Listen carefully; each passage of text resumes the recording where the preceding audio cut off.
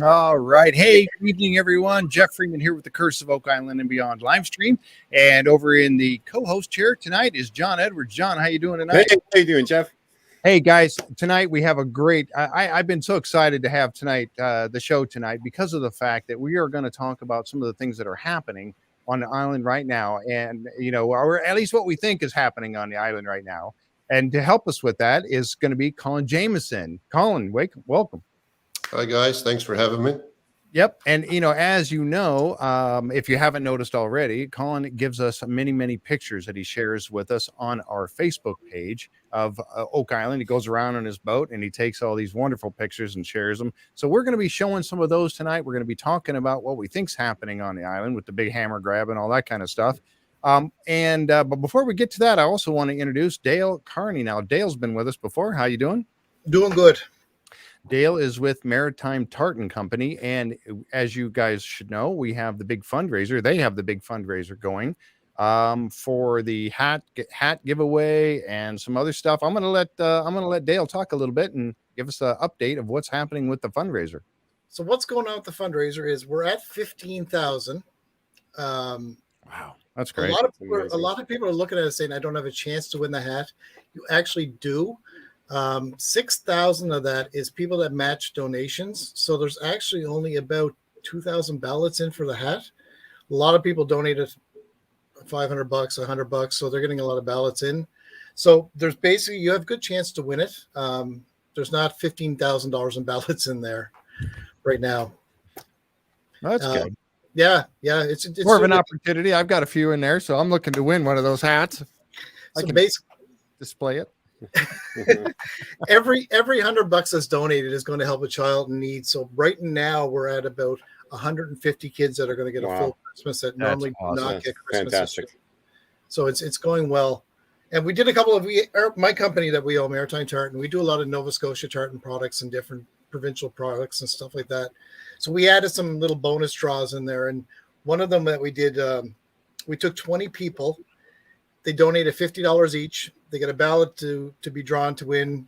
I'll show you one of our. This is the wool blankets. So this is a Nova Scotia Tartan Wool Blanket. We sell these for $90 on our website plus tax. So what we're going to do, I'm going to draw. We have the 20 people for the blanket. I'm going to draw a winner right now. All right. Whoever's name I pull out, I'll message you through the GoFundMe page, and I'll get your mailing address, and we'll mail it to you. So it's not going to cost you anything for mailing or anything like that. And then you'll have yourself a nice, authentic Nova Scotia tartan wool blanket. So that's I got a awesome. This is my little draw, so I'm not going to look. Ooh, I wish I had a drum roll. I got all these sound effects, but I don't have a drum roll here. So nothing in my hand. Randomly pick somebody. So I got one here. Okay. So who I picked was, let me see, Linda Loud. Linda Loud. All right. Nice job. So, all right. I don't know if Linda's here tonight, but that doesn't matter. You are going to be getting that blanket. Yeah. So out of the $20, I picked Linda. So Linda's going to get a authentic Nova Scotia blanket. And we're doing another draw. So what we did was, this is in the package. So this is a Nova Scotia tartan shawl. Oh, wow. It's made of lamb's wool, so it's extremely soft. So again, the first 20 people that donate $50 to our GoFundMe page, they're going to be put in for the draw, and then we'll do another draw for the lamb's wool shawl, and we'll mail this to you too. So these are about $100 on our website. Again, they're really nice. They're really popular, and 100% of everything that's raised, we don't keep a cent of it, is all going to Christmas Daddies. That's fantastic. So that's being donated on December 4th. And the hats, I don't have the hats yet, but I've been told there's more signatures been put on them. So I know Billy's been put on it recently, but they won't tell me who else has been put on it. I'm going to bring up a picture. There's one of them right there. And there's more been added to that, and I don't know who they are because they won't tell me. All right. Until, so that's all, one until it's all done. Yeah, that's the yellow one. And let me see. There is the purple, lavender, pink. I'm not sure. What color is that? I don't know. Right? So, go ahead. What we're going to do is, when we draw for the hat out of the ballots, are $5 per chance. So every $5 you donate, you get a chance put in for the hat. So out of that draw, whoever wins is going to choose which hat they want. They can choose the yellow one or that one, the purplish pink one, we'll call it. And the other one is going to go up on CTV Atlantic on December 4th during the telethon. It's going to go to the highest bidder during the auction. I was told by Christmas Daddies, if someone wants to buy the hat outright, they can do it for $5,000. Wow. And then it won't go on the auction. But they can have the hat for $5,000 and it's theirs. So that's what they told me to tell you. All right. So we are going. We've raised our goal to 18,000 now because I figure we can do it. It's all going to help children in need. So that's what it's all about. Yep. Because no kid should go without Christmas. No, absolutely. And that's a great cause. And I'm really glad. And we are, and as I mentioned before, we're just so honored to be part of it and to help you in any way that we can to get that word out and to help raise some funds. Now, you guys will be presenting this at the telethon on December 4th. What I've been told was when we draw for the hat on the 15th, shortly afterwards, we're going down to Oak Island. We're going to meet some of the guys there, and we're going to do a check flip there. They're going to record it with some of the folks from Oak Island. Wow. There you go. So and then they'll record it, and then they'll show the recording on CTV during the telethon of the check flip with the guys from Oak Island. That's going to be awesome. Yeah. That's it. And so many of them, as you know, folks, that have signed the hat, that they're all on board with this as well. 100%. We had that little show with Scott Barlow and Steve Guptill was with us. Yeah. Somebody just posted. Oh, Linda put that up. Thank you, Linda. So that was really cool that they were part of this. That everybody on the island, you see the guys all signing the hat. Rick and Marty and Craig. So, this is just a great thing. And they're all on board with it as well. Christmas Daddies. How many years has it been going on? 58 years now. This Christmas Daddies has been doing this. And apparently every day they ask, what's the hats at? This is what they ask. When like Steve said last time, they were only expecting between $1,000 and $2,000 raised. And this has gone well beyond. Yep. It's because of the generous people out there that love the show and they know this is a great cause. And and donations have really stopped actually in the past 2 days. So we're hoping it picks up again. Because it's like I said, it's all for charity. It's going to help a lot of children. Yeah. And at the telethon, I know we talked about this a little bit last time, but at the telethon, there'll be performers. It's goes to 7 hours, I think. Starts at 11 a.m. On a Saturday and goes until 6 p.m. But there's performers, there's you name it. It's an amazing It's really well done. It's between they do it in mainland Nova Scotia. They do it to New Brunswick, Prince Edward Island, and Cape Breton. So it's 4 areas that they involve. Yep. And it's all volunteer. It's a lot of work, and it's all volunteer. 100% CTV donates the airtime in the studio. Before COVID, we were allowed to go in, but we're not now. But they donate the airtime, the studio, all the on-air staff, all the technical staff, the camera operators. Everybody does it volunteer. That's fantastic. So there's no money. Nobody gets paid for doing anything. And you guys were taking. They take donations all the way up to the telethon on December 4th, correct? Okay. Yep. And as you see on the banner right there, we're doing the draw. That will be for the hat. We'll be doing that live right here on Chris of Oak Island Beyond live stream. Yep. We'll be doing the drawing for the hat with Dale and myself. So hopefully it'll be one of our folks that get it. And one of our members here, that would be really awesome to have that hat. And you know what? If they find treasure on Oak Island, what's that hat going to be worth then, right? They're going to be priceless. Honest to God, a lot of people talk about Oak Island here in Nova Scotia and how if they find something, this is going to change everything for this place. And if you have the signatures of the people that actually found this from over 200-year-old curse, this is our 200-year-old treasure. It's going to be, those hats are going to be worth something. Yep, absolutely. Well, thank you so much again. And thank you for those of you who have already donated. And for those of you who do not want or haven't yet, and you can still get a chance to win one of these 2 hats. And we'll have the link up. It's in our Facebook page, but we'll put the link up so you can see that. And like I said, they've raised this up a little bit more. They did reach the $15,000 goal, but I tell you what, there's no reason to stop now. Keep on going. It's a great cause. It really is. We have 3 weeks left. So if we figure we might be able to hopefully pull in another 3,000 in 3 weeks. That'd be fantastic. Yep. And and the other thing, Jeff, I forgot to mention, in Canada, we can offer a tax receipt. So if you donated anywhere from $100 to, $100,000, if you want it, we can give you a tax receipt for that. Fantastic. All right.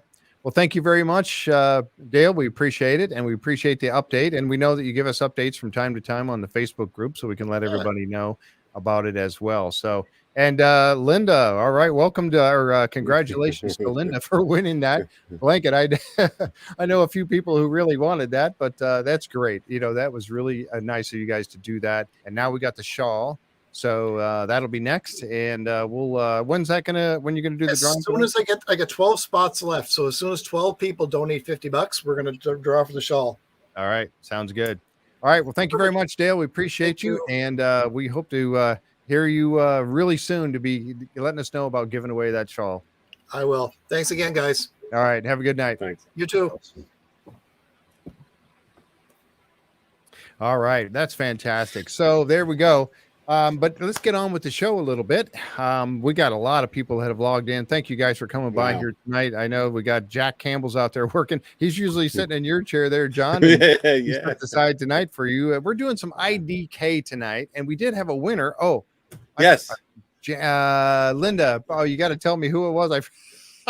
Janet. We did have a winner. We were doing a little contest on IDK because we came up with the name of this little segment IDK because we weren't sure what to call it. So IDK was I don't know. And we John said, well, we can't live with that. So he offered to give a little prize, an Oak Island piece of merch for the winner of who came up with this. So we had this, and there's a lot of people. Some people were saying you should keep it IDK. Well, we kind of liked it. It kind of rolls off the tongue, but we weren't sure what to call it. So it's investigation, discovery, and knowledge. Investigation, discovery, and knowledge. So I got my chat. I got to bring my chat back up. I closed that one. Oh, it's Janet Scorza. Yes. Okay. Yeah. Janet. Okay. So John, yes, you'll be sending a piece of Oak Island merchandise to Janet Scorza. So you are the winner of the IDK. Thank you so much for that. For all of you guys who put in entries for that. So we're just gonna keep calling it IDK. And so what that means now is investigation, discovery, and knowledge. And we are going to talk about some other stuff, which is why we asked Colin to come on. Thought this was a perfect opportunity for him to come on and talk a little bit about what he has seen on Oak Island. Tell us a little bit about where you're at, where you live, and all that, if you don't mind, Colin. Yeah, no, thanks for having me, guys. I've been a bit of a I'm a local guy, but I'm a pretty diehard Oak Island fan since day one.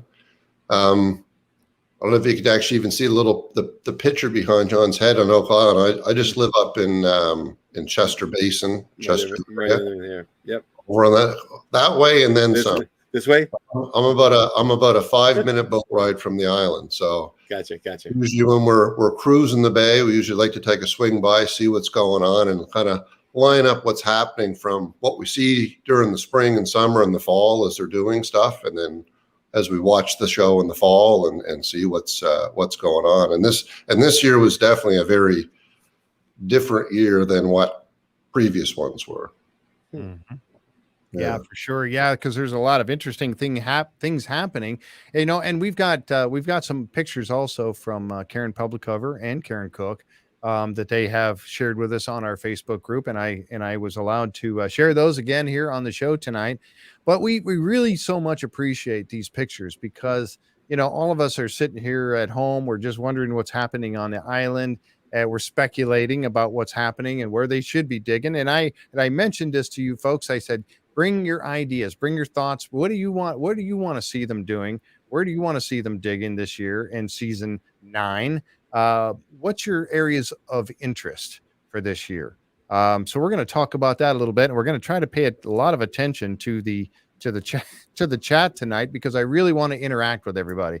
So we're going to do our best I'm going to do my best as we're going through these pictures and stuff and talking with Colin about what's happening, with what you guys think. I'm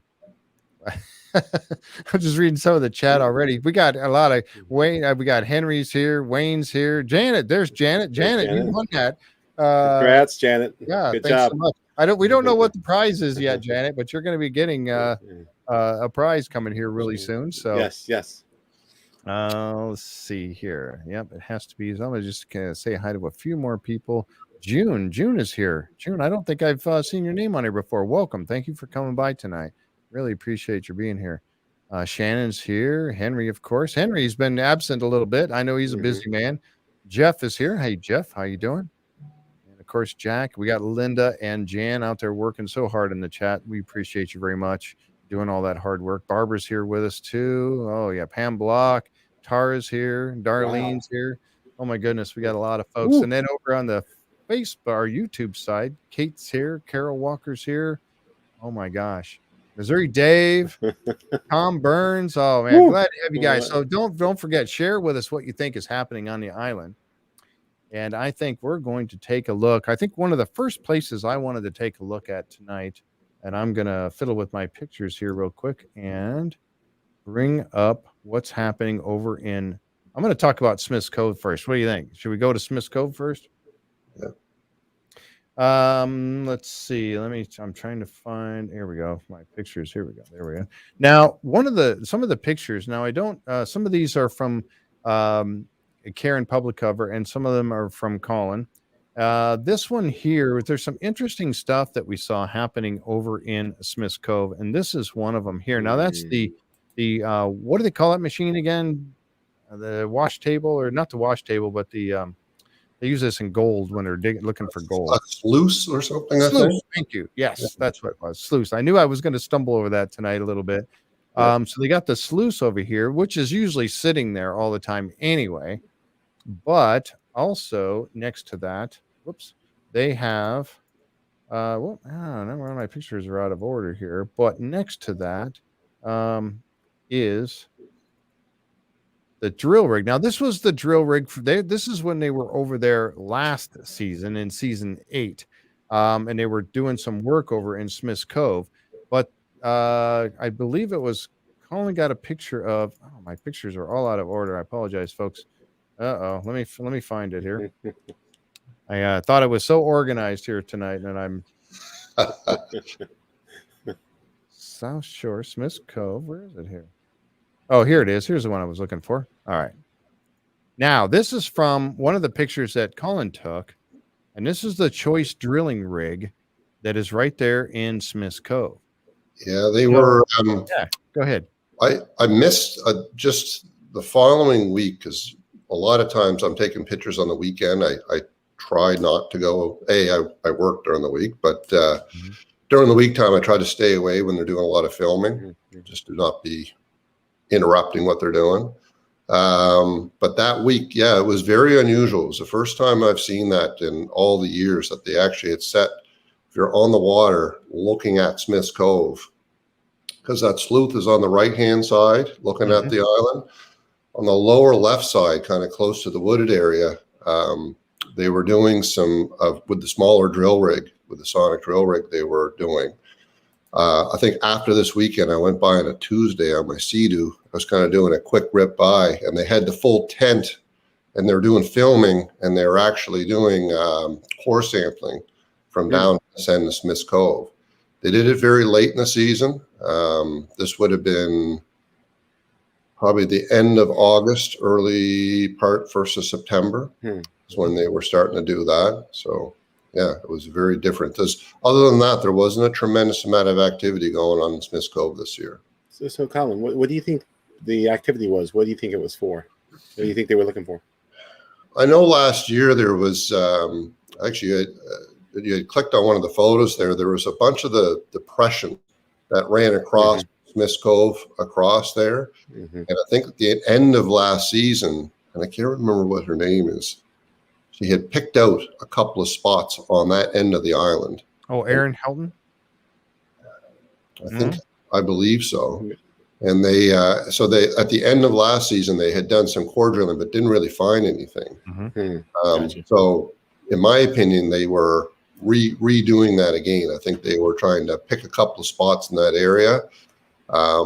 My guess is they didn't find anything too much of interest, simply because they only spent less than a week in that particular area drilling. Yeah, interesting. Now go ahead. No, I was going to say, but there's definitely an episode on it because they had like the double white tent and the whole thing, and the boys are out going through the core samples and stuff there. So Yeah, now this is another picture, kind of the same, a little bit. You zoomed in on the first one. So we're from here, we can see, and somebody had put the wash plant up there. I think that was, who said that? Why? Henry said the wash plant. Thank you, Henry. And Darlene said the sluice. I think it's actually could be called either one, the wash plant or the sluice. Yeah. That's generally there year round now. They had pushed that in there when they were, they'll crate stuff in from the money pit down, and then they'll kind of run it through the plant. So that really hasn't moved in the last couple of years. They were using it again, that's for sure. But outside of that, there wasn't a tremendous amount of activity in here. Now, the interesting thing too, and this was something that I was speculating, and again, we're just speculating what could be going on the island. We really don't, know for sure. But one of the things that I had thought about, and I know that when they did the look last year in Smith's Cove, and this is that picture I showed just a moment ago of, this was last season, in season 8. They were over there and they punched. You guys remember when Steve Guptill, remember when he walked out into Smith's Cove and he had to take that one GPS point and he walked out into the water and the water was deeper than his boots. But he was out there taking a measurement. Now when he got a couple of those points they were looking at was from the Behringer survey. That's right. And they wanted to take a look at those. That's what I was wondering, because now they did this particular drill was, I believe this was number 2 right here is where they were looking for this one. And they didn't find anything. And I was wondering, is that what they're doing this year, this season? But I don't know, because it does seem like, it was in that general area, but again, could they be looking for the box drains? That's what Tom Burns has suggested, that they were looking for the main box drain that the other box drains fed into, which is a possibility. Yep. There was actually there's that drill rig, and they had another drill rig they were using in the money pit area. I think there were some other photos. They actually had that unit down here as well. But on this picture, as we're looking at it on the screen, it's to the right of that, further close to the wooded areas where they were drilling this year. Oh, so it'd be over here to the right. Okay. Yep. And you notice too, as something else I wanted to point out was how they've been putting those big rocks all around to help, during the storms and whatnot, I'm sure. But they put a lot of those big rocks around. You can see, I'm going to bring this picture back up here real quick. And like Colin just said, now they're working way over here, which I think that one was a little bit more toward the road here, that drill rig. But you see these rocks that they put up, and they've done these all the way around the island. Is that pretty much encompass the island now, Colin? Not fully, but on this exposed side, I guess it would be more of a southerly exposure on the island, because it's quite open, kind of open oceans where you get big storms. And it's been the last, I'd say, 2 years that they really did a lot of work to it around that point. Worked their way around and did a lot of work reinforcing those seawalls. Okay, I'm going to bring up this picture here. You guys know I love my aerial shots of the island. I'm just fascinated by these things. But so it looks like this time they were working a little bit more over here to the left side, or getting around the corner by Isaac's Point, rather than being over here. So, so I guess it would have to be one of the finger drains or something. It has to be, Jeff. There's no way around that. I mean, what is going to be? Because at the end of last season as well, they were doing putting geo markers, like that entire point from Isaac Point all the way through. They were putting in. They had the little. They looked like little 2 or 3, probably 2 foot little flags, mini red flags, and the guys were marking that whole area all into the woods. It was an incredible amount of work and effort they had put on that end of the island. But they never really showed. They never talked about that a lot on the show. I'm interested to see if they do anything with that this year. Yeah, that would definitely be interesting. Dave Gustafson said, were core samples an attempt to find the flood tunnels from Smith's Cove toward the money pit? Could be. That could be what they were doing. You never know. But if you're right, because remember last year when they dug that last year, I keep saying last year, and I got to say season 8, when they dug that big hole here about 50 feet deep in this area, and they got down there, and or was that season 7? Anyway, remember when Rick got in the bucket of the excavator and he got lowered down to look at some stuff. and he got lowered down in there to have a look. And remember, they hit wood and they found what they thought was a collapsed tunnel down there. Unfortunately, they weren't able to do any more with it because it was just caving in and all of that. But they did find that tunnel down there that they were speculating at the time that maybe that was a flood tunnel of some sort. But right. And I think David's right. I think that's exactly what they were doing on the Smiths Cove side, is trying to target that line of where the flood tunnel works its way up through that depression and then up into the Money Pit area. Yep. And Colin, when they were marking, was the markings as they went through, was it linear? Was it a straight line, like a flood tunnel would be? Yeah, I couldn't tell. It was almost like they were doing some type of grid mapping. The island. So I wasn't sure what they were doing. It's pretty unusual. It was a lot of work and effort they put in when they were placing those in. Yeah, makes sense. Yep. Yeah, Janet said maybe they found gold in the actual box drain, and now they would like to trace back to where it came from, and so it goes on. Yeah, it could be. And we know that when they talk about gold in the premiere, in a commercial, when they're talking about the season premiere, they talk about gold, and I think, and it's usually Dr. Spooner mentioning that. I think that it's him finding a trace of it in his water samples that he was doing with Matt. I forgot Matt's last name. Matty Blake. I'm sorry. No, go ahead, Matty Blake. No, not Matty Blake. No. Matt. He had a scientist, another scientist with him at the end of the season. Jan knows. She'll tell me here in a minute. Yep. And I've had a complete loss for his last name. But they found those samples, water samples that they found some silver and silver. Yeah, it came out high content of silver in there. Yeah, right, exactly. So Lukeman, thank you, Jan. It was Matt Lukeman that he was out there with, and they found those samples. And then so I'm thinking that they found the gold. It was probably in a water sample. Was it here? Could be. I don't know. Or could it be that spot? There was another spot way over here that they had a couple of drill holes that some of us never knew about, that he was really interested in too. So maybe that's coming up as well. Yeah, they drilled in a different spot as well, below the Money Pit, just above the water line, and that was the first time I've ever seen a rig in there as well on the I'll say in the swamp / Money Pit in the south side of the island. That was a new one this year as well. Yeah. So let's go ahead and roll ahead. So and the Gerhardt dump truck size of silver. That was a neat. I love the way Dr. Spooner put that when they got into the war room, and he said, "Do you believe there's treasure on Oak Island?" He started it with that, and Marty was just like, taken back. He goes, "What a way to open this." But that's exactly what he was talking about, and the amount of what they found in the water, silver will leave a trace in the water. I don't think gold does. I'm not sure about that, but I know Jack asked that question. Does it actually deteriorate a little bit so that it puts the you can pick it up in the water? I'm not sure. I'm not a person that a scientist in that. What do you call that? Metallurgy? I don't know. What do you? Metallurgy. Yeah, that's it. Yep, it does not corrode. Yeah, thank you. It does not corrode, Barbara says. So, I don't know what you would find in the water as far as gold is concerned, but silver for sure. It does leave a trace in the water. I'm just going back and looking at some. I don't want to miss all the. Yeah, gold is not oxidized. And Tom made a good point. He agreed with Colin that it was probably gridded out for metal detecting when he was placing the markers, and that makes perfect sense. Yeah. Also, I did want to mention, as you see on the bottom, I do have the phone line is open, and I do have the phone right here. It is on and connected this time. So if you want to call in and talk to us a little bit, feel free to give us a call, and we can take and talk about whatever you think is of interest. I think next we're going to jump over to the swamp. I was, as you folks know, that Jack and I are both really, really interested in what's going on in the swamp.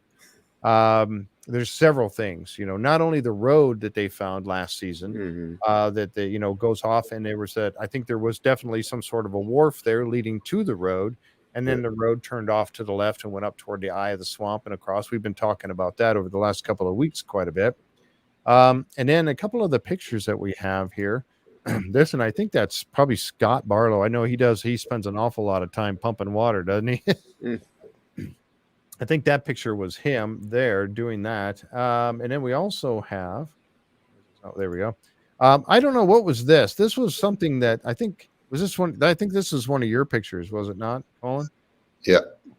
Yeah, I think that's just one of the pieces as they use, if I remember correctly, where they'll dump the material in, and as they're shaking it out. Oh, there you go. Yep. Yeah. That makes total sense. Yep. They definitely did because the season they started quite late in the year this year working on the island, but the very first, and they were early, was working in the swamp. And they've been working at the swamp like all summer, even into the fall. Last time I was out, they were still beating away at it. They had quite a bit of equipment out there. I think there's a picture that the big long arm swamp that they use. And right there.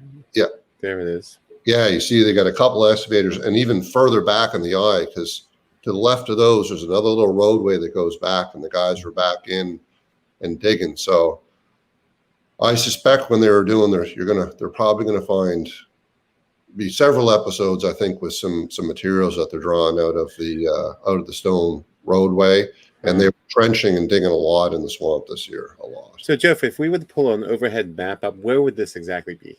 Okay, let me see. Let me grab and one. Maybe so I don't Colin can help us out. a seizure Identify where it is. Yeah, I'd say it's almost smack dab in the middle, right there. Yeah, at the possible mercy point. Yeah, I'm just curious. Right there it is. Yeah. Yeah, go ahead. I was going to say, were they near Colin? Were they near that anomaly right there?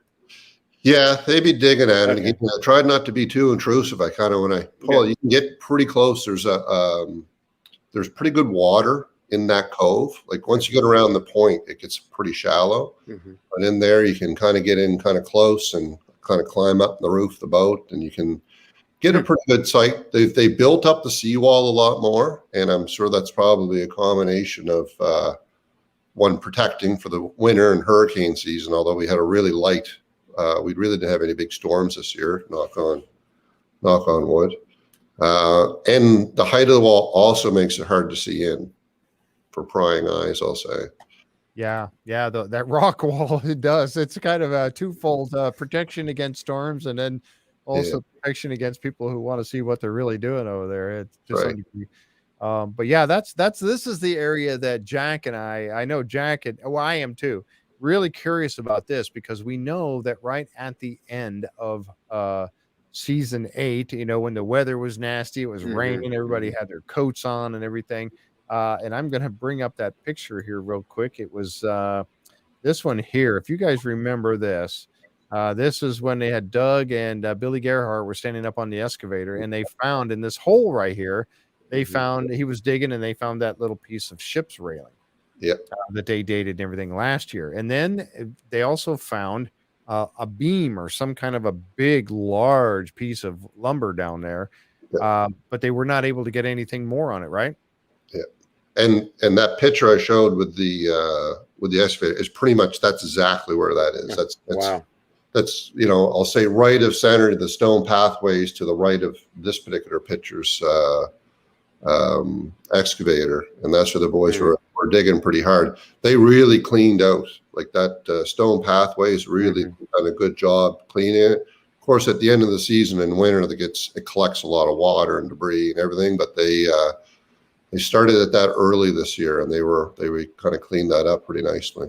Wow. See, that's something that, and again, I was talking about Jack and I are so curious about this, because I want that to be the ship. I want the ship anomaly to be down there,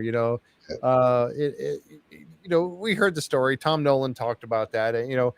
Could they have really brought a ship in that far? Probably not. I think that Aaron Taylor and Dr. Spooner were both under the impression that they could not. It never would have been deep enough to bring a ship in there, and in their opinion was not 2 islands. It could be that they are correct. So would there really be a ship right here? Probably not. But something was there. And I'd really like to. And if they were digging right down here and they found that big piece of lumber, what exactly could that have been? I mean, that's I want to know. Just I want to curious. know what it was. Yeah. Well, I mean, that's the stone pathway was, clearly they were dragging, they were bringing ships into that cove and then bringing stuff on the island. So Right. I don't think it'd be uncommon to ground or be working on boats and parts and so forth. So go ahead.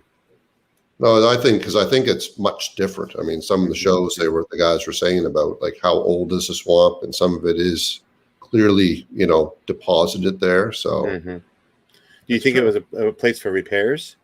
Like, were they doing repairs, and this is like a safe harbor, or was it for smaller ships? Obviously, the bigger ships wouldn't be able to.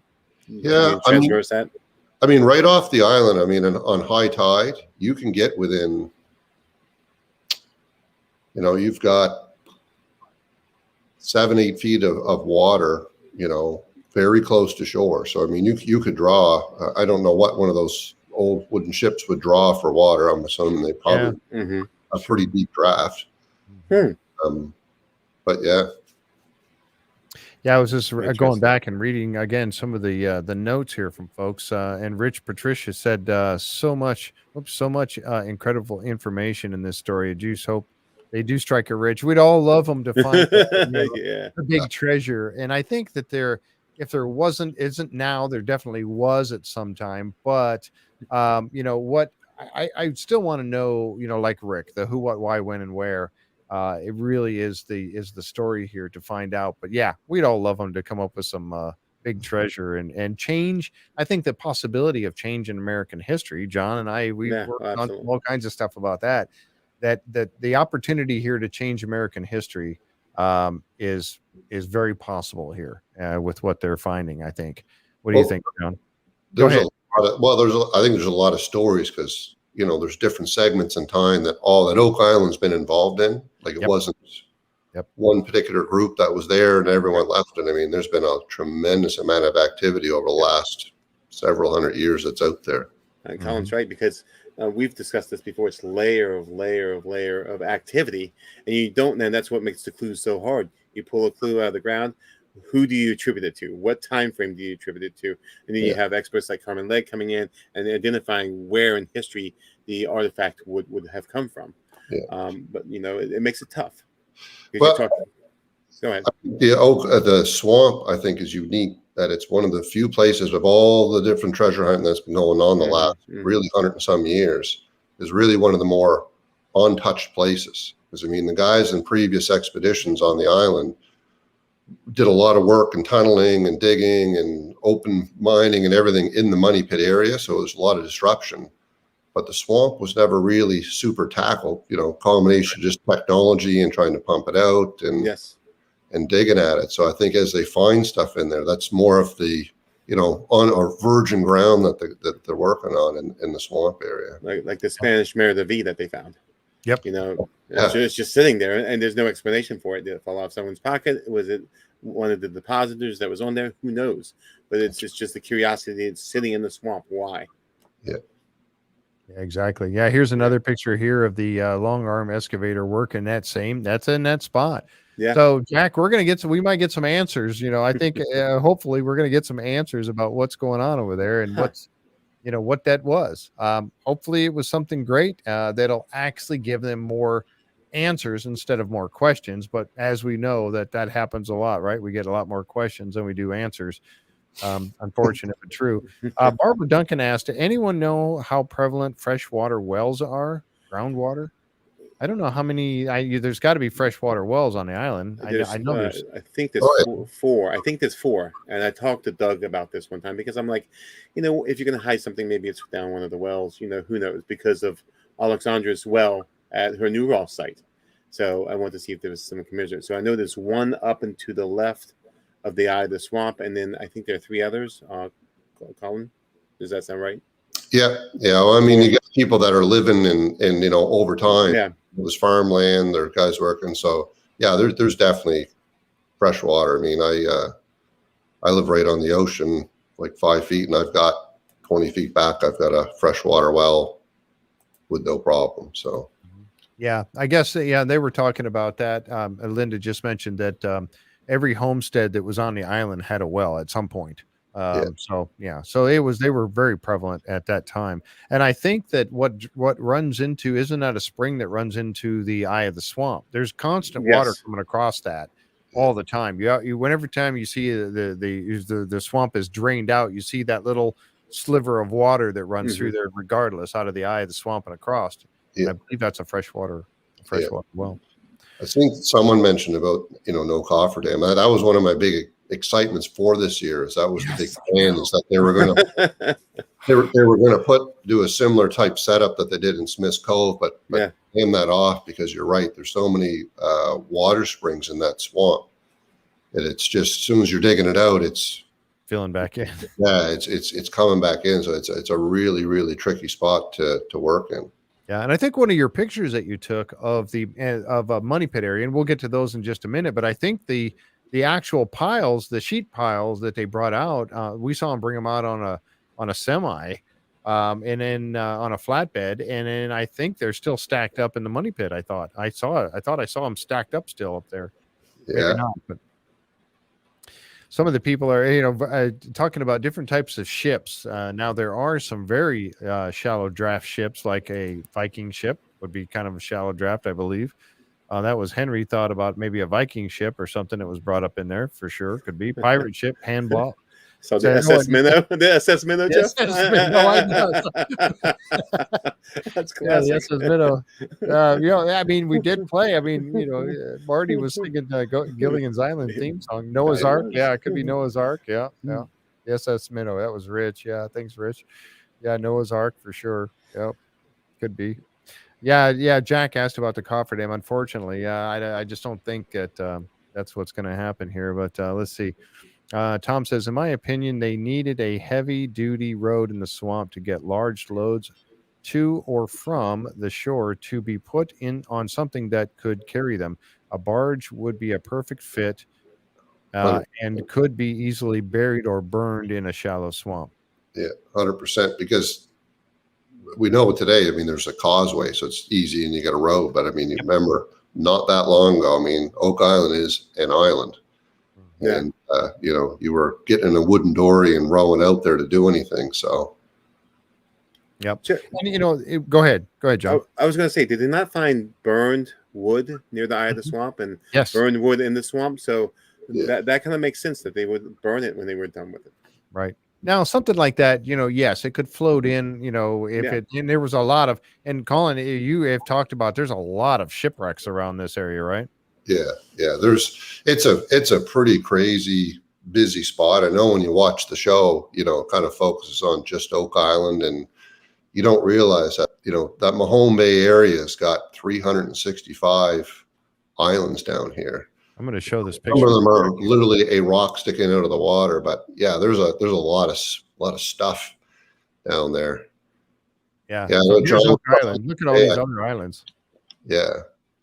So it's almost like an outer band of islands and an inner. And so Oak Island's pretty protected in there, but there's a tremendous amount of shoals and stuff coming in there to see by Apple Island, Squid Island, and so forth. Is every one of these little dots, is each one of these a little rock or something sticking out? No, that's more of a marine navigation map, Navionics. So that kind of gives a gauge of depth. Okay. Yeah. Wow. Now, you would think about that. You think about the fact that here they come all the way into Oak Island. Now, why would they mess with this one little island and not any of these other ones? You got this one here, the big, what is this, Tan Cook Island? Yeah. And then there's another one over here that's off the edge of the picture. So, but Oak Island is a nice large island, and it's relatively close. I mean, obviously close to the mainland. So, I mean, what's your opinion on that? Either of you, John or Colin, what do you think about why not use one of these other islands? Why so much Oak Island? What do you think the reason for that is? Safety. Once you go to a Big Tan Cook, so that's Atlantic, the next stop is England. So true. Everything's coming in. Once you get in that inner series of islands, there's no sea swell, because normally at the even on a calm day, you're getting that the motion of the ocean, the big sea swell out there. And Oak Island, it's pretty protected. It's pretty calm. It's very calm. And again, it's dating back it's a really nifty hiding spot, as people are coming up the coast. Yep. If someone was on their way to, a port like Halifax, you can be hidden pretty good. You can see see the little like the dots and the red squares and the green, and yellow are all combination rocks. The blue and the dark blues are really shallow water, and the green is basically some water but can be exposed ground under certain tide conditions. Right. Sure. So even coming and going from there's a lot of stuff to run into, because today we've got electronics and maps, but I mean, you can imagine back in the day coming in with a ship, some guy over the bow throwing a rock and a piece of lead and a rope saying, how deep is the water? Doing their sounding. That's called sounding, right? They're doing sounding. Yeah. And that's why there's a tremendous amount of shipwrecks down in there. And we know Oak Island did not appear in the early maps as well. Many of the early maps did not have Oak Island on it. That's right. Colin, how hard is it to navigate the waters around Oak Island and going towards Oak Island? I mean, you've obviously taken ships. Yeah. So it's today we've got there are certainly some navigational markers. Yes. To follow through and go, but in my opinion, it's, you'd really want to make sure you've got, some type of chart plot or electronic. If you're in a boat driving around out there, it's easy to get racked up. Even right around Oak Island itself in Smith's Cove, there's a frog shoal. There's another big rock right off the point, off Isaac's Point. It looks like open water, and it's not. It says they're not. So if you can navigate that, the natural terrain would be a natural barrier to get to Oak Island, thus providing a little more of a hiding space, because it can take ships. What you're saying that would be. Yeah. So I mean, my opinion, back in the day, between the British, the French, let's say the pirates, there's people coming up the East Coast or coming, that are transatlantic and coming in. This is probably one of the first areas that you're going to be touching land at. Yes. And, if I was, doing repairs to my boat or on land or food or doing something, and I had to, and you seen another ship coming in, this gave you some options to, get prepared, move. Hopefully the other guy, if they're not understanding where they're coming at, they're just driving at you, that probably run aground or get themselves in trouble. So it's a very unique area. Yeah, Tom asked this question here. Have you ever seen the remnants of the alleged Man Island? And if so, what are your thoughts? The alleged Man Island? Yeah, I'm not sure what that is. I haven't heard that. Explain a little bit more about that, Tom. Put up some more about that. I've not heard of it. Is it? It's called Man Island? Man-made. Man-made island. Oh, man-made. Okay, man-made. Sorry. The alleged man-made island. So there was supposed to be one out there, Tom? Is that what's it's alleged? Or are you talking about Oak Island or part of it? Let's see. So I was going to share a couple more pictures. Go ahead. I was going to say, while you're looking for Colin, do you think that Oak Island was once two islands, or do you think it's always been one island with the swamp? Based on what you've seen. That's a hard one. I would say I'd say it was one island, but I think it looked much different. I personally think that V that you see the swamp, at some point in time was open. I just think as the seasons and storms and so forth that go on, a lot of things get churned up and moved around. Colin James from the car business. Yes, I am. Someone knows him. That's me. Some years you get some pretty dramatic storms and so forth. I think we were talking the other night and said, a couple of years ago, we had a pretty good hurricane come through. And for anyone that's local, there's the big, the Island View restaurant, Western Shore, and it's kind of exposed very close to here. And there were some big, huge, 6, 7, 8 foot diameter boulders that actually got pushed up onto the side. So it kind of blows you away at the force and the dramatic of how the landscape can change.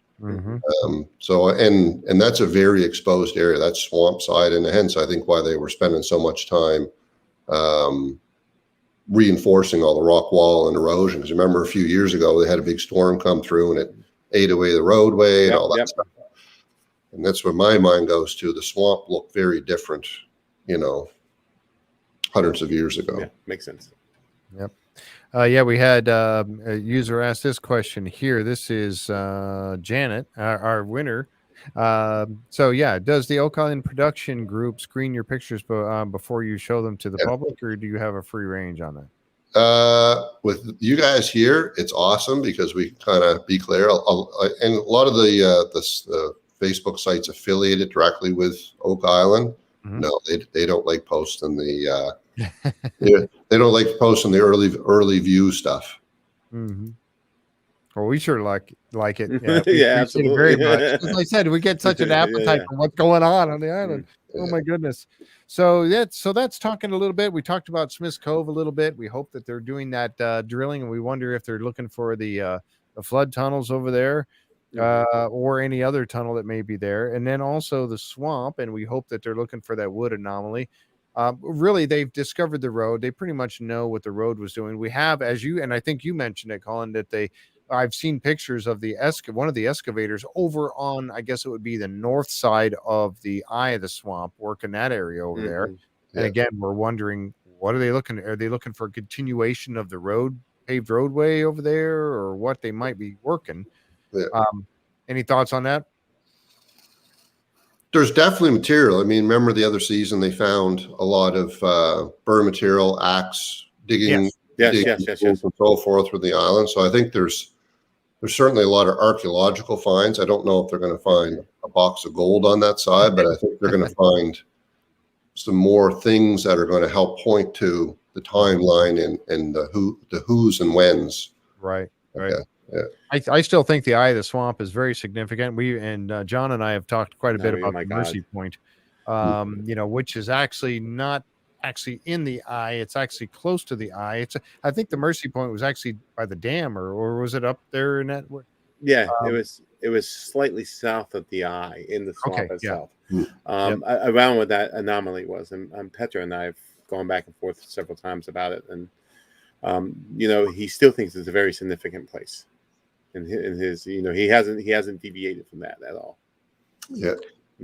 Which makes sense. Somebody's asking here. Oh, this is Vicky Stone. Are they planning on coloring the water again to tie information together? I don't know. That's the dye test. I mean, I guess what was that, 10x, Jeff? Yeah, they did it in 10x. They poured it down in 10x, and I thought that was the only place that they did, wasn't it? During this. Yes. Yeah, and they did see it come out in Smith's Cove. Yes. So that was significant. Let's see. Wanda says, I was wondering if the stone paveway is on the other side of the road underwater. Yeah, I think so. Could be. I think so. The way the topography is there now, you can get a very good clear of it, like a good view of it. It's a low tide. But again, everything's churned up so much, so it'll be hard for them to get out and excavate that area at all. Yeah. Let's see. Jenny says, do you know where the previously unexplored land is? Oh, they were talking about that on the promo. Yeah, they mentioned something. Now we're able to actually, work in a place we haven't been able to work yet, and metal detect and dig and all that kind of stuff. I don't know. What do you think about that, Colin? Well, I think they were trying to get permits. I don't think they had full access to the entire island, because I think between Oak Island Tour Group and so forth, I'm not 100% sure. But I know since they've teamed up with the Nolan family and so forth, and I think they've got a lot more of that, kind of wide open now.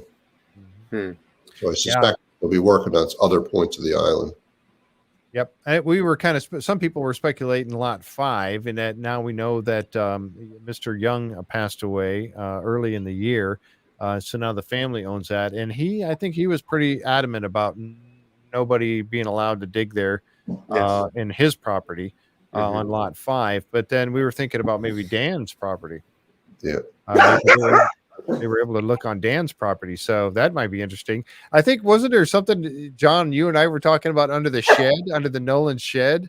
Yeah, well, that was a supposed point of interest for Petra Emerson. I had, texted and emailed some stuff to and supposedly there might be something on the Nolan's brand new shed, and I was like, well, it's a point of interest on the Tree of Life, and so what the shed's doing at that exact point, I don't know, but and posted it. And I said, yes, that's the point I was talking about. And no one knows what the shed's doing. Why is the shed in that exact spot? I don't know. I know. That's kind of funny. Wouldn't that be something if the treasure's buried right underneath Nolan's shed?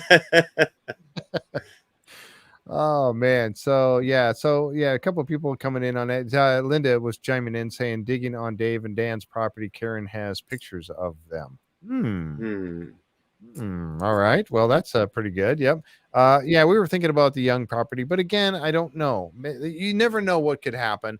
If Rick and Marty were instrumental in bringing Dan and Fred Nolan together, we don't know what the future may hold for the Young property, lot number 5. So you never know. And now, with Tom being involved in it and Dave is still around, even though he's not active in the dig anymore, he's still around. So you never know. All right, so let's jump over. One of the things I wanted to do before we get to the money pit, one of the areas I wanted to look at real quick was the South Shore. Now, there's this first picture I bring up here. This one here is showing the Choice drilling rig down here in the South Shore. Now, this is down in front of the money pit. I can get an overhead shot of it real quick as you guys are looking, but you see the drill rig right there. Was this one of your pictures? I think so. Yeah, they were. This was, I think I was saying earlier, there was a new spot that I've never seen them do because before the big, I say, hammer grab setup came, I had the larger sonic drill rig, so they were milling around. They had drilled quite a bit in the money pit area, and they actually drilled very close down to the water, like just right above the rock wall. They had drilled, and I've never seen them drill in there before. Didn't spend a tremendous amount of time, but they drilled, and they were diving off of that as well. Yeah, that was going to be the next set of pictures I was going to show here. Here's this one here, and again, we're wondering what were they drilling there for. As you guys know, that's where that little depression is, and I'll do an overhead shot here in a moment. I was going to ask Colin why you bring that up. How close is that to the Stone Triangle? How close is it to what? The Stone Triangle. Isn't the Stone Triangle in that general vicinity? Yeah, I think. Well, that's right on that. Yes. Shore. There is it not? It is right next to like a pool of water. You can see here the barge. Yep. Yeah, that little clearing down below. They had drilled before they had put the oscillator thing in place. So were they drilling really close to the Stone Triangle area where it's traditionally? Okay. Yeah. So you think that drilling and the Stone Triangle are related, or is there a correlation there, in your opinion? I really don't know. I don't know if they're trying to see, is there another flood tunnel / drain setup makes sense down below the money pit on this side of Smith's Cove. I don't know why they would have picked that particular spot. I'm very curious again when I guess we watch this season to see there must be some rhyme to reason why they picked, because it was a very, very random area to so close to the Stone Triangle. Very close. Yeah. Why would they be digging down or drilling down there? And now we see them diving. This is a picture of the diving rig barge set up right there. Now they're diving in that area. What are your thoughts on that? Yeah, well, I'm wondering if it's related to where they were doing the drill piece. They were doing quite a bit of diving on that end, which is odd because last year they were further out when they had their dive barge, and they were, and more so on the, I'll say, if you're looking at the island, more to the left of the swamp, because Samuel Ball's property and where they had some cribs, there's clearly cribs and wharfs from back in the day that were in there. That's what they were doing. That makes sense. Side sonar, and they were showing the maps there the other year. So the guys were back at it again this year. So there's clearly there's something in the water in around there. It's pretty shallow where those guys are, where that barge is. I'm going to bring that probably up. Only 6-7 feet of water. Yeah.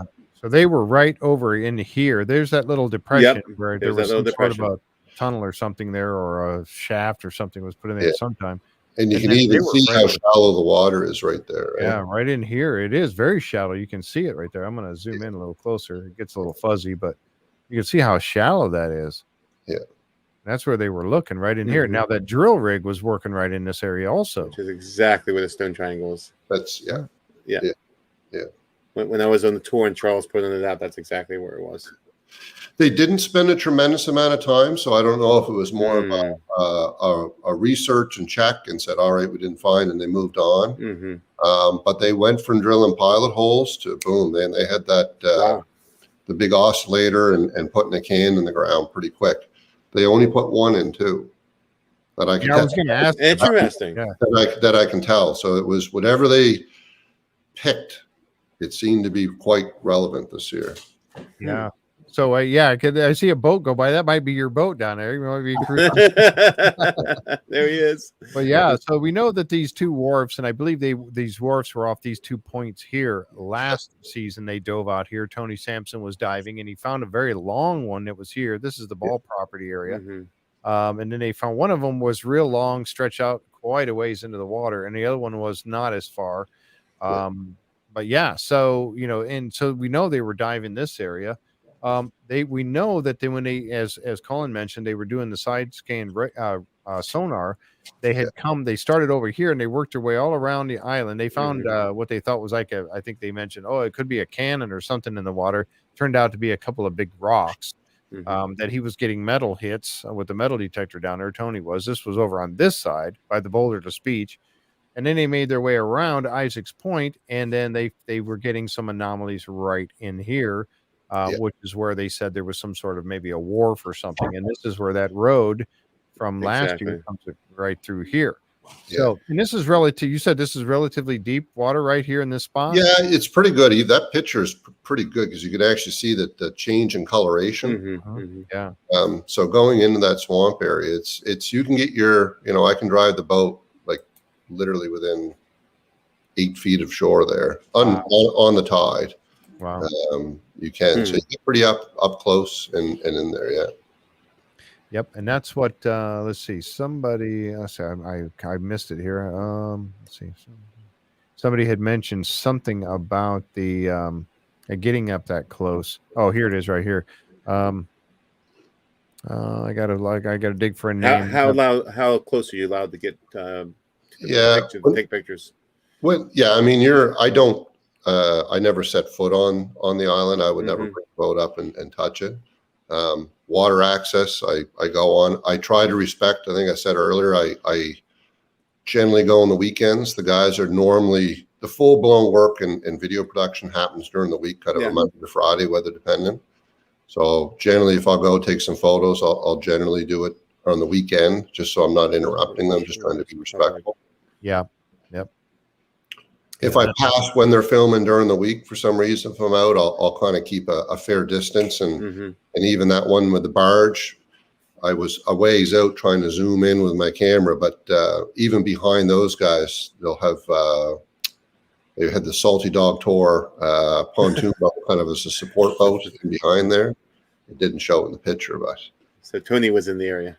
Tony Sampson. they've got a few of them now. They got a little fleet going of the Salty. Oh, wow. Boats, Yeah, he does have a pretty good fleet. I know. Yeah, We've had him on the show. He's a great guy. Tony's wonderful. Yeah. I think Tony's going to end up with his own show of some sort down the road. He's going to be the next Jacques Cousteau, going around and doing his diving, because we saw a little segment of a show that he was doing about going out and diving. It was really, really good. So, and he's a great personality. But they saved the guy last year. I think it was last year. They actually saved someone out there in the water. Yes. He did. And that was miraculous. Here he was out there doing I think he was just doing a tour, and they found a guy that was drowning.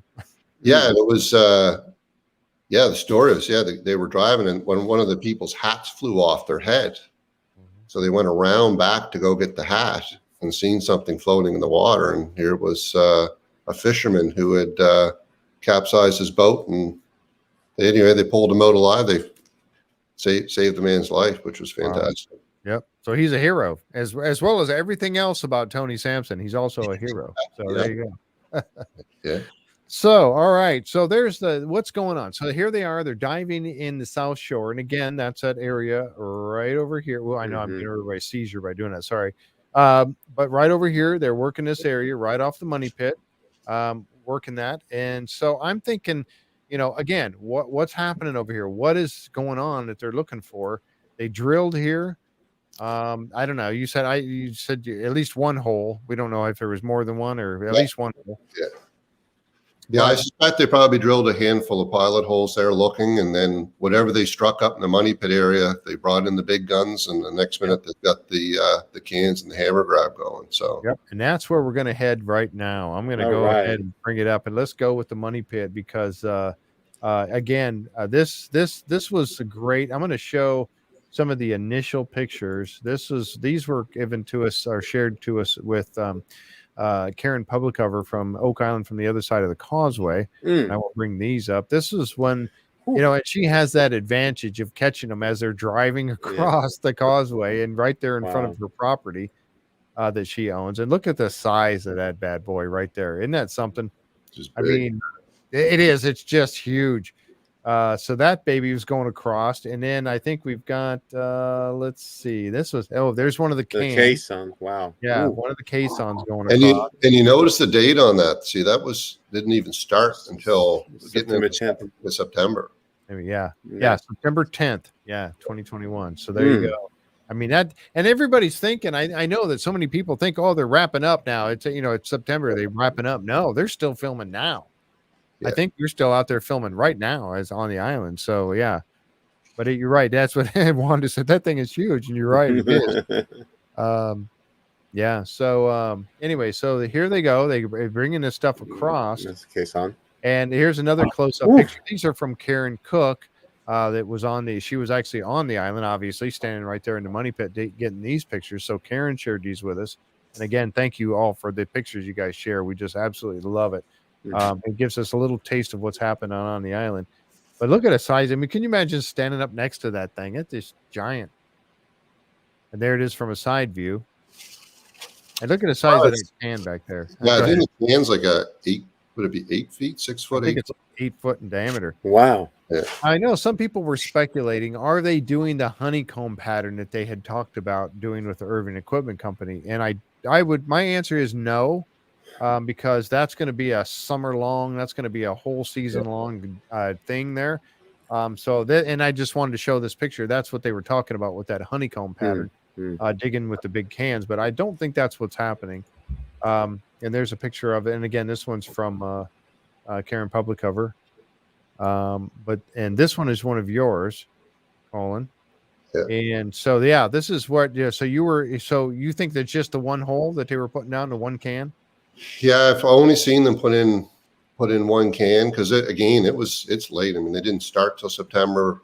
September. Well, that was the 10th. They were hauling gear in. It was quite a bit of time to get that set up. I can't remember. I'd have to look back. I think October 9th. This one's October 9th. Yeah. So I mean, they're really just kind of getting underway there. Sure. Yeah. Yep, and there's another shot, and then you see that. Yeah, go ahead.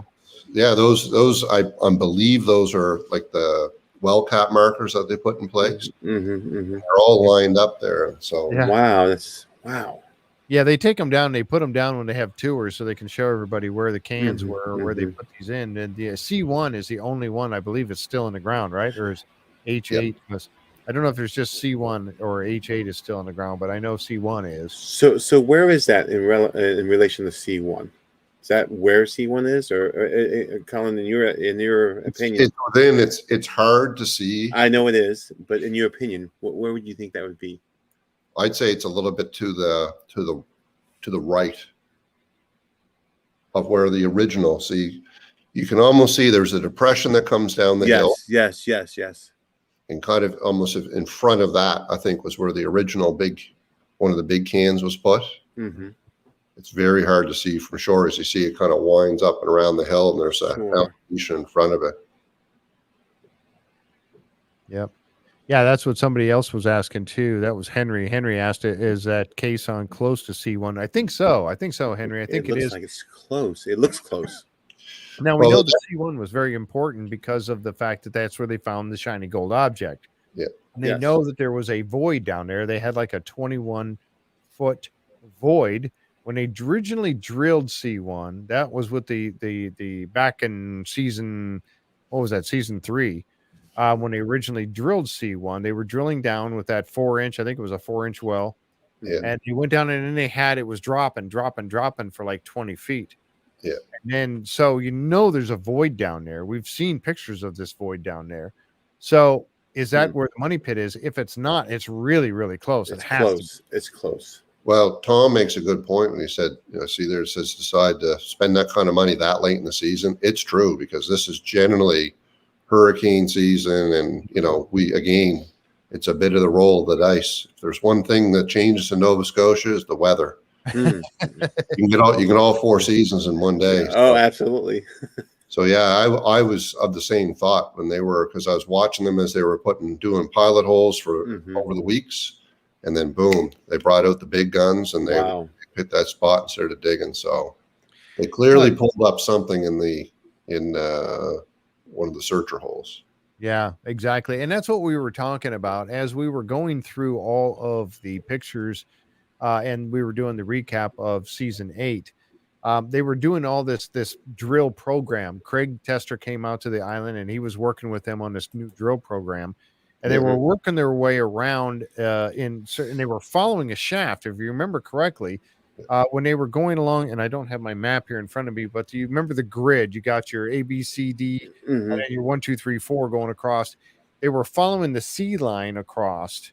They were doing C4 and all that. They were following this line, and they were hitting wood on every one of them about 88 feet down. So they were following a shaft of some sort or a tunnel as they were going along. They didn't know if it was heading towards or going away from the money pit, but it definitely was in the money pit range. So, and that was in an attempt to find out exactly where to put a big can or to do the big dig. Yeah. So I suspect this season was more of a continuation of that. It narrowed it down, and I think they kind of hit the jackpot, and they were pulling it out. So I personally think that the 2 big things you define this season is going to be, the swamp is going to generate some pretty good finds. There's definitely something coming out of that can this year. Has to be.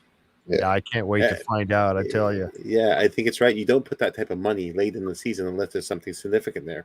Yeah. And a slight spoiler alert. So I know even when I watch the show, they always is there going to be another season? Is this it? I know for sure that they've actually signed a bunch of contracts for having another thing next year. So awesome.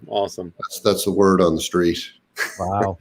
Wow. That's great. That's great. Awesome. It's got to be a season 10. So, man, but this is really interesting, and I cannot wait. Now, one of the things I noticed too on this, and we don't have, we watch the show and we go, okay, they're going to go, okay, we're going to put a can down right here. And so during the course of the show, we saw them, the 1 hour program, we saw them put that can down and dig it all out. But I was just looking at your pictures here. This picture that you took right here, the date on it is October 2nd, which is a Saturday. Yeah. So October 2nd, you were out there, and there's one of the cans, and there's several of them laying on the ground right here in the background. Yep. And then the picture that I have right here is October 9th, which is the following Saturday. Yep. And you see there's a couple, let's see if I can zoom in here. Most of the cans on the ground are gone. There is one laying here, and there's one back here. So in a week's time, how far down have they gone? Wow. It takes a while to put that down there, doesn't it? Yeah, they certainly put quite a few cans down, but yeah, I suspect it's a lot of work because they're working. And this time of the year, the days are getting a lot shorter. Yep. The amount of hours they get to work at, and the weather's been, they really have been fortunate. We've had a couple of rainouts, but for the most part, we've been able to get a lot of work done. Wow. Yeah. So, man, I don't know. So, what do you guys think? Do you think everybody out in the chat? Do you think they've pretty much narrowed down where the money pit is, and they were putting this big can in there to to start doing some grabs, and we heard them talk about Spanish gold and stuff. Do you think they found anything? What do you guys think? I mean, let me know in the chat what you guys think about that, because as Colin mentioned, and John, talking about putting something this big, if bringing out the big can this late in the season, they had to have been pretty certain something that they had found something that they wanted to get a bigger look at for sure. Let's see. Zandik said, well, if they are going to gather up the treasure, let's see, we will know if they are gathering up the treasure. Yeah, they won't go home this winter. You're right. Yeah, they probably would. You're right. Be truckloads. Yeah, that's pretty funny. You're exactly right. Let's see here. Yeah, though. Yeah, Elaine kind of jumped in with that. Yep, Andy, it certainly would work hard to get as much done as get as much out as possible. Yeah, and just think you'd have to guard it. Oh yeah, you'd have to guard it all winter. So I want to ask something to Colin. I asked it the other day, and he just answered it so well, and I'm just going to go silent for a minute because I think people are going to really like it.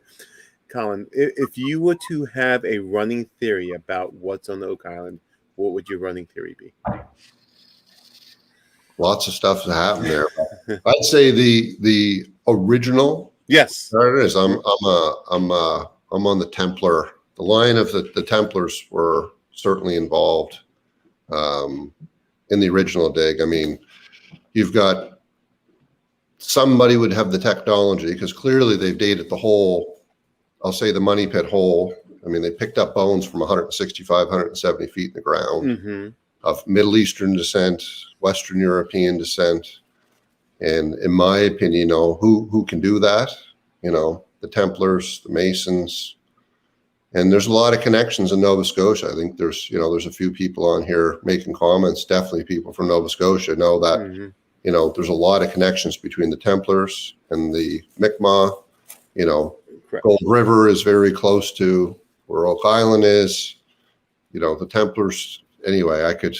No, go, because I'm curious how you would relate Oak Island, New Ross, maybe, because there's been rumors and were Templars in New Ross. So try to connect that for us. Well, I mean, you see all along the coast. I mean, down in up towards Canso, like between Canso and Guysborough County, there's 100%. There is records of the Templars coming through there. Down in the Yarmouth area, I think a few seasons ago, I remember there was a big rock. Yes. And they're relating and inscribed between the tobacco leaves and the Templar cross and so forth. The Overton stone. Yeah. Yeah. And for that matter, even the flags and so forth represented from the Mi'kmaq is very Templar. Yeah.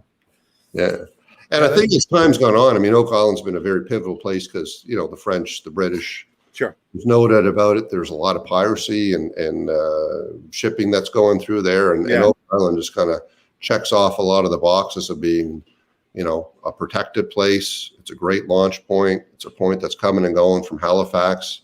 Anyone that's coming from overseas, i.e., England, Europe, North Africa, where are you going to end up? And this is kind of becomes the focal point.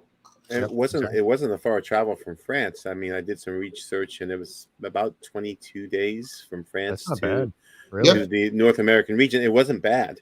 Yeah. And so, trips back and forth from Europe to North America wouldn't have taken all that long. That's right. Nope.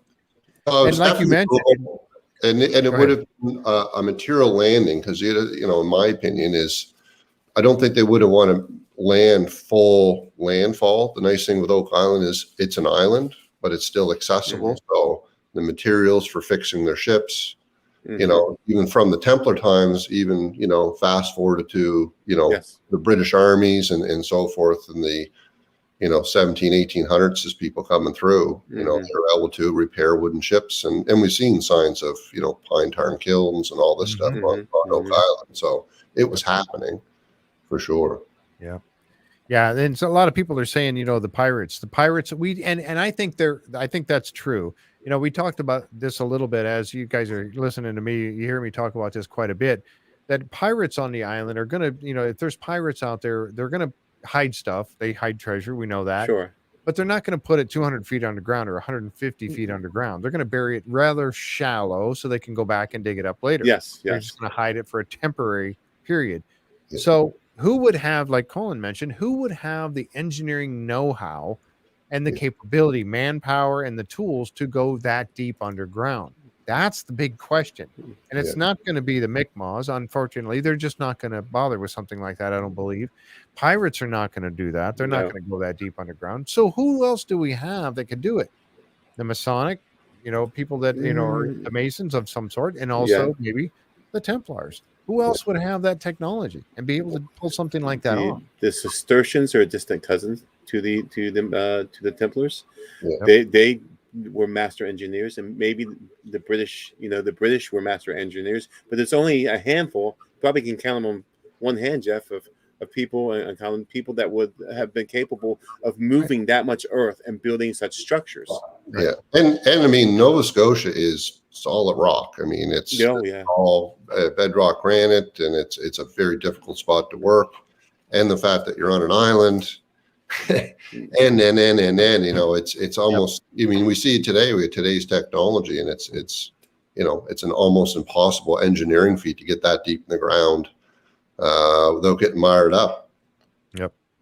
Yeah, that's what Henry DeWitt even said. He said a lot of pirate money circulated around the area back in the day. Yeah. But it's not that far from Boston. See, you were a major hit in Boston and right up in the Nova Scotia, a couple hours. I mean, Colin, how far is it to Boston? What, 200 miles? By wooden boat, it'd be quite a haul. Yeah. And treacherous getting across. That's true. Time of the year, yeah. But it's not all that far away. Yeah. Right. Yeah. So we had, let's see, Susan France Jameson said Henry Sinclair was in Nova Scotia. There's a lot of people that believe that. I think so too. Yeah. I really do. That's something that John, he's researching that kind of thing as well. I mean, where did they go when they left out of Scotland? Did they come over here? Why not? They knew about it. They had to have known about it. Yeah. That's almost inconceivable to say they didn't know about it. The passage to come to the New World. And Oak Island's kind of at a semi-entrance point to Gold River, and Gold River flew up, and there was a lot of between the Mi'kmaq would be coming in the summertime, in the spring and the summer, and fishing, and there's a lot of salmon and so forth that they'd be doing. The topography now would be very difficult to get a boat up the Gold River very far, but that water system goes quite a ways, and we've seen signs of a Templar stronghold up in the New Ross area. So would they have used Oak Island as a launching point? As the ships are coming in, and then if they were carrying stuff from Europe that you didn't want because there's a lot of other people that are coming around and hiding it. Templars immediate members. When in doubt, it's bacon. I love that. Is that Jake Roberts by any chance? No, that was Barbara Duncan said that. Oh, okay. So Jake Roberts. Somebody else said the Egyptians. Oh, that was Anchor Tours. Anchor Tours. I don't know. I know I've talked to you before. Who were over at Anchor Tours. Yeah. He said the Egyptians, definitely the Egyptians. They had the technology. They're behind it all. So he's smiling away. Colin, that makes total sense because you would use Oak Island, and I've long believed maybe as a point of initiation for the sacred ceremonies, maybe for the Templars and ship repairs and other things. I mean, it could have been pragmatic as well as a spiritual meaning, and then on up to the Gold River to the stronghold, which would be in the New Ross area, Alexandra's area, with the Sinclair Castle. And I know as you go up the Gold River, there's a huge lake up in that area in New Ross. So it makes sense. You have a water source, you have transportation. The Gold River had all sorts of, it's called the Gold River for a reason. So, all that makes sense to me. Yeah, because you wouldn't be able to winter out on Oak Island. I mean, back that way it's very exposed. Jesus, it'd be brutal. And hence, I think that's why they were going up Gold River and wintering. And then as they would come back out, they had a lot of native influence, and I think they were doing some trade, get food, material, gear to fix up the boats, and doing that launching off of Oak Island to wherever else they were going. Yep. Yeah. For sure. That was Jeff Babineau, Anchor Tours, that was talking about that. He's saying the Egyptians. But yeah, and Tom makes a good point here. So it's and somebody had mentioned about about putting 8-foot can. I saw that go by, and I forget. I mean, it might have been Henry that mentioned it. Talking about that 8-foot can, and we're going to wrap it up here pretty quick. And I know it's getting late for Colin there. So, but about that 8-foot can is that now that you put that in, if you are hitting that same area where C1 found the cavity down below, yes, send a diver down. Now you've got a huge space to send a diver down in there, and he can have another look around. So you think they're going to send a diver down that thing? Maybe not this year, but I don't know. What do you think? It's starting to get awful cold. Mike Hundley, who's going to be the guy that goes out there? Mike, or is it going to be John Chatterton or something? But I mean, you think about that. There's a huge can to put a diver down. I mean, or somebody had mentioned this last time, and it was a fantastic idea. To you've got those little submersibles. A little, it's on a cable. You put the little submersible down there with the cameras and and run it around. You don't want to stir up the water too much because then you get all sediment you can't see. But you could actually maneuver that around down there a little bit and get a better look at this cavity. Could you not? Why haven't they done that? Why haven't they put a submersible down there? There's lots of cameras down there, but to your point, it's very, very hard to see, and it's pretty murky. And again, I think that's why they're pilot holing to see if they could cut off some of the water that's coming into that side. And yep. Yeah, I know. But it had to be, Jeff. It has to be, for them to put that much money into it. The cavity has to be a large cavity. It has to be something that they really think something is there. You don't put a case on like that and get a camera grab like that unless it's a huge cavity. And then and then you like you said, you can put a diver down there. That's how wide that case on is, and that makes sense. I mean, it has to be some kind of anomaly like that. Yep. And and talking about when that diver, remember at the beginning of the season 8 when the diver went down? Yes. Well, we were still in quarantine. Well, they weren't even in quarantine yet. Rick and Marty and them, and he was down there and he was picking away at it, and then all of a sudden you see whatever it was he dug out of the side of the wall there floated down to the bottom. Yeah. And then they talked about doing the water lift or the airlift or whatever they suck all that stuff up off the bottom. And bubbles up. Yeah, and they never did do that either. So kind of curious about all that. But the C1, as Jenny says right here, I don't know. That's one of those things. That's where the shiny gold object was. That's where it was. Yeah, so C1. So I'm thinking that this caisson that they put down has to be really close to it. One last thing too that we noticed, and I know, and we're going to start wrapping up here. Is that we saw in the previews, little commercials they've been showing for Oak Island starting in 2 weeks. They showed that little pull behind scanning sonar, side scanning sonar rig that they pull behind another boat. We saw that in some early pictures that I think that were shared on some of the groups that went around, but we weren't really sure if it had anything to do with Oak Island. Sure, it was right off the shore. I think it was on the South Shore side that they were pulling it around, but we weren't really sure what it was doing. So we were curious about that, but and we weren't sure. But now we're taking a look, and we saw it. I saw it in a picture in the commercial. They showed it. Yeah. Did you ever see that out there, Colin? Did you ever see that little pull behind rig? I forget the name it had on the side of it.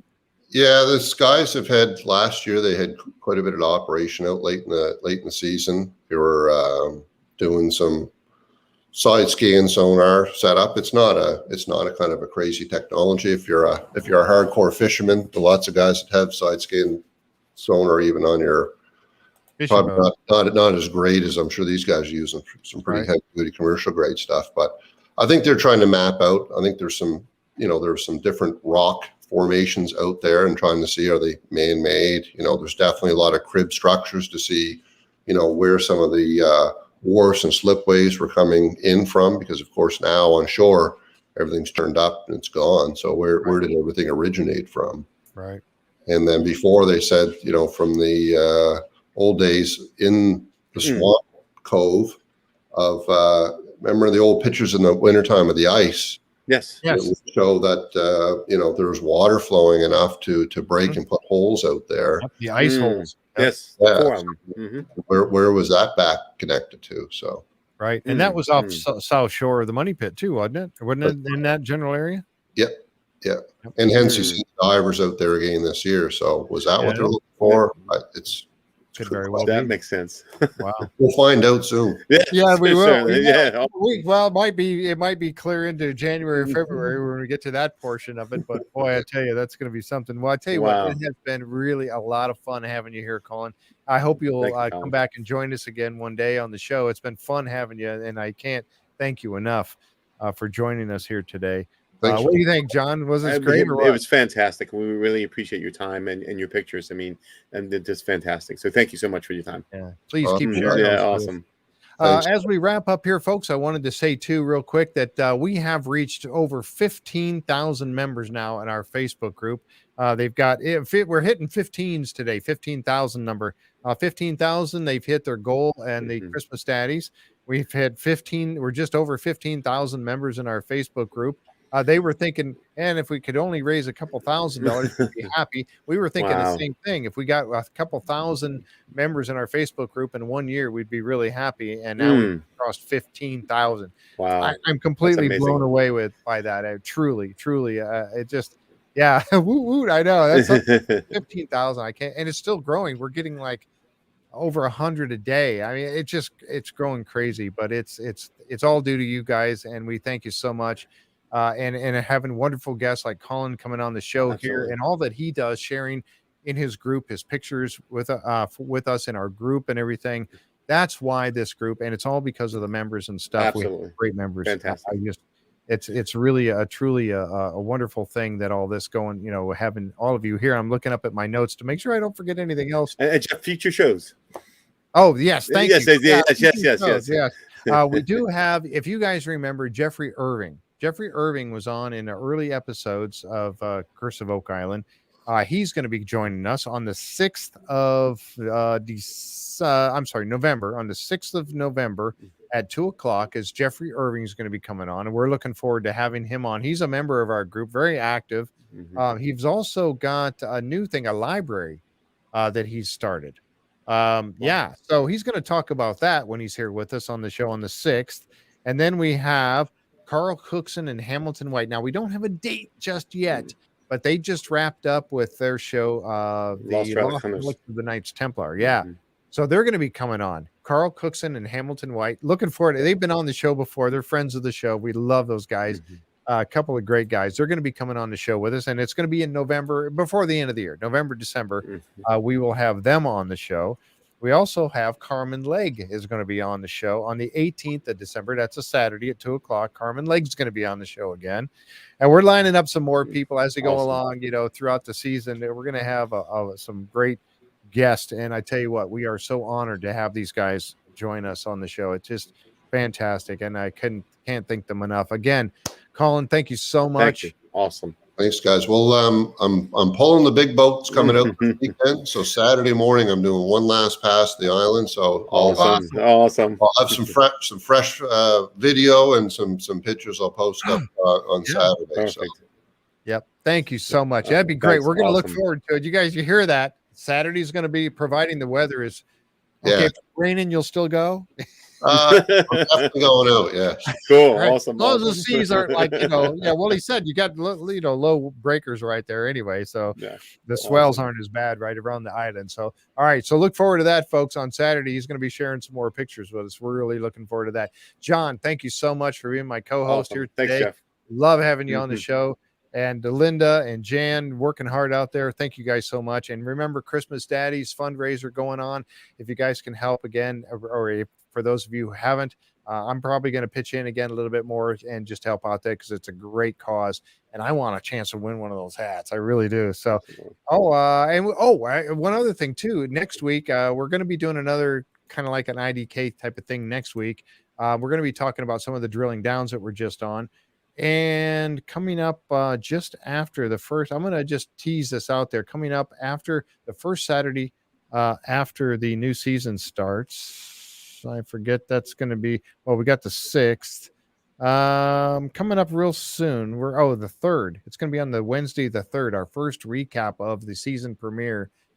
Got a special guest that's going to drop by for a little while. I'll tease that now and we'll bring that up. This special guest is going to drop by for a little while on that particular show, and that'll be on the 3rd of November. So again, thank you folks for being here tonight. It's been wonderful. We love interacting with all of you, and you guys have a great rest of your week. We will see you next time right here on the Curse of Oak Island and Beyond live stream. Bye-bye now. Awesome. Thanks, guys. Thanks.